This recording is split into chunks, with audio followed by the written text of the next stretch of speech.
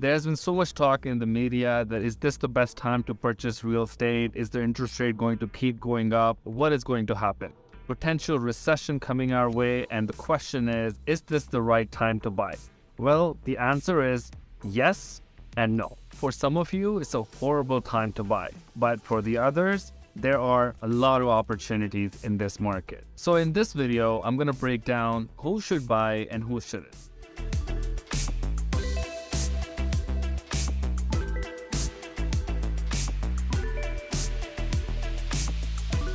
What's going on, guys? My name is Kashif with eXp Realty. I'm a real estate agent in the city of Toronto, and I help people sell their homes and buy their dream. If you are one of those who is looking to buy, sell, or invest in real estate, please click on the link below and set up an appointment with me, and I would love to help you with that. Realtors are notorious to say, hey, this is the best time to purchase a property, and realtors are able to manipulate the data to show you the opportunities, but the truth is that it's not always the best time to purchase. Especially in the last 8 months, it has been a difficult market and it's not easy for buyers to purchase a property. You need to be able to understand what's going on in the market, who are the winners and who are the losers. Starting with the people who should not be purchasing a property in this real estate market. Those are the people who have already stretched themselves. Those people are looking at the numbers and they can barely get into the market right now. I would suggest to hold off or go for a property who's a little less than what you can afford, so you can have a little bit of flexibility to have other expenses and buy things that you really want. We don't know what's coming down the pipeline. Bank of Canada is still fighting the inflation. So that means that we can still see interest rate hike coming, and it could affect the affordability. If you're barely making the mortgage payments right now, then I would not suggest to get into it. I would need a little bit of buffer for the worst case scenario. And if you don't know if you could afford a property or what the numbers look like for you, then I would really suggest to reach out to a mortgage broker who can actually tell you what is your approval amount or what's the maximum amount you can approve for. If you do not have a mortgage broker, please reach out to me so I can connect you to one so you can get that valuable information. Mortgage brokers are very helpful. They're going to break down the numbers and show you that what you can afford and what you cannot afford.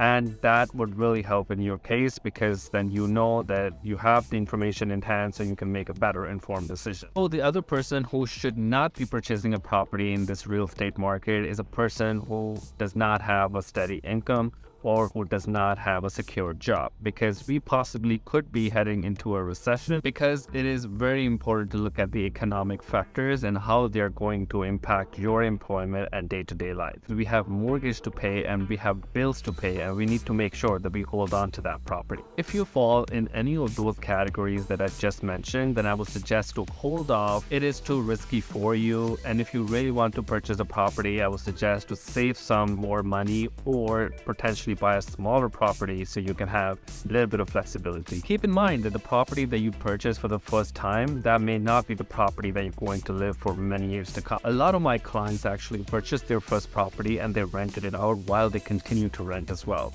It's just like a segue for them to get into the real estate market, and it's like a stepping stone for them. So let's get into who should be buying a property in this real estate market. First-time home buyers should be buying a property in this real estate market, but there is a certain caveat that comes with it. There are certain things that they definitely need to understand, because owning a property in the city of Toronto and surrounding areas has never been this expensive for many years. For the last 8 months, we have seen interest rate increase, which has increased the cost of borrowing money.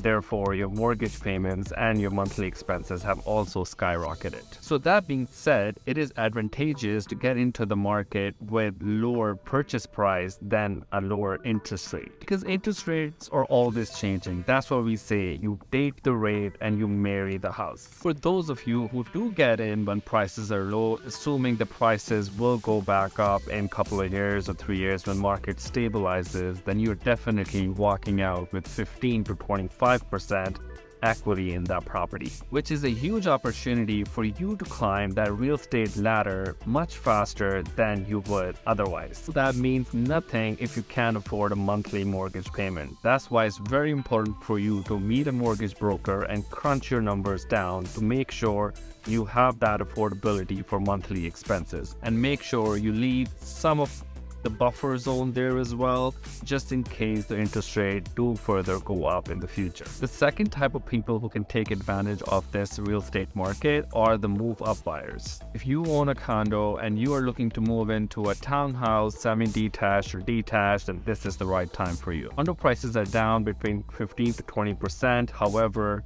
the prices for semi-detached and detached houses are down from 20 to 25%. Just by selling your condo and moving into a single family residence like semi-detached or detached, you can pick up about 5 to 10% equity just on the market. And that's besides the fact that you actually get to move into a bigger house. Of course, there are a bunch of variables that go into it, so that's why I would highly recommend to speak with the mortgage broker prior to making that decision.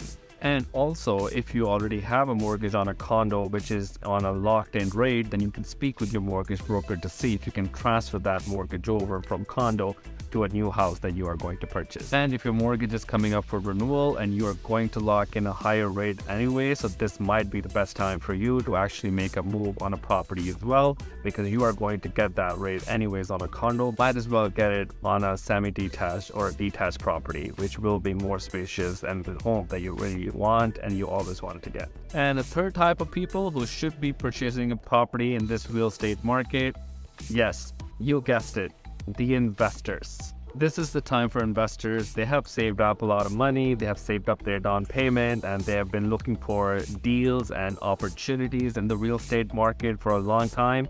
Well, this is the time for you. Impacts of all these interest rate hikes are going to be very apparent in the market in coming few months. A lot of people will not be able to afford mortgages because they are coming up for renewal or for any other reason. So you will see a lot of distressed sales in the market or foreclosure property. All the homeowners are going to lose the ability to choose how much they're going to sell their house for. Either they have to sell the property or they have to catch up on their mortgage payments. So therefore, it is the best opportunity for investors to take advantage of those situations and invest their money for the highest possible real estate returns. All of you guys who are saying, actually, I'm just gonna wait it out to see if the real estate market bottoms out. So let me tell you this, nobody has a crystal ball and nobody can time the market. It's a never best idea to time the market because we don't know when the bottom will be and when will it come or even if it will come. And let me tell you one thing, that by the time that you realize that this is the bottom and this is the best time for you to buy, other people have already realized that and they have already made moves. Right now, real estate market has a very low inventory and soon this inventory will be gone and the new inventory that comes into the market will have multiple offers, as I suspect. So really dialing in on a property and understanding that it may go down 5 to 10% before it picks up and goes back to what the prices were in the past for the real estate market is really what the game is. Most important thing in real estate market that I believe, and I tell all of my clients and the people I speak with, that the time in the market is more important than timing the market. So I always suggest my clients that whenever they purchase a property to hold on to it for at least 5 years, regardless if it's their principal residence or it's their investment property.